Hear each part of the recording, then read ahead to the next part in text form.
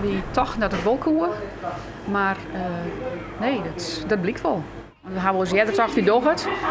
Maar toen het slecht ran. Maar nee, toen dacht ik toch nee, we gaan weer terug. Want we zijn wel terugzetters. We gaan eigenlijk altijd tot het einde. Maar dat hebben we dus nooit echt gedaan. De bank had ook echt zijn van dat we een stapje moesten. Maar grote supermerken in omkrieten die ik thuis de boodschapppen bezwaarden, is het dreig concurreren. Daar kun je echt met zin concurreren. Nee. Wie moet gewoon die erin keepje, dus we kunnen net zo goed keepje als die supermarkten. Nee. Ze hebben echt super aanbiedingen natuurlijk. 2 halen, 1 betalen. Of, dat kennen wij zo'n paar keer, er waren maar een paar lietse dingetjes, maar dan houdt het op.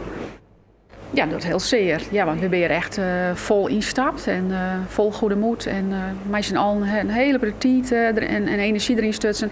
Dan is het heel erg dat het mislukt. Voor het personeel binnen het drege eerste weken. Ze hadden vaak nee verkeerpje.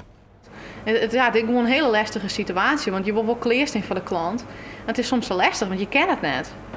We dienen het maar leefde echt, maar kan ook leefde. Maar ja, het is lastig, want je wil de klanten tevreden houden en je wil het waar tevreden houden. Het is voor de deelnemers ook lastig. En die werkje, die moeten er ik maar om gaan kennen. En ja, de andere weken, ik had het nou krijg voor jou week vakantie gehad, maar de laatste week na de vakantie was wel pittig, ja. In de winkel werk je in Jonken het verste personeel. Ik fjouwer en saais meesken mijn behinding. Ze kennen al eer op een orenlocatie ontwerp. Voor het dorp komt de klap hut on.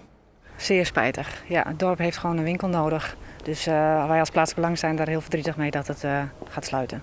Maar een winkel heeft ik klanten nodig. Zeker. Je noemt het ook de krimp. Hè. We zijn al de digitalisering van de maatschappij. De boodschappen die worden online besteld. Dat zie je ook gebeuren. Dus ja, het is heel jammer. En we hopen dat er nog iemand komt die zegt van nou, we willen een dorpswinkel hier hebben en we kunnen dat opstarten.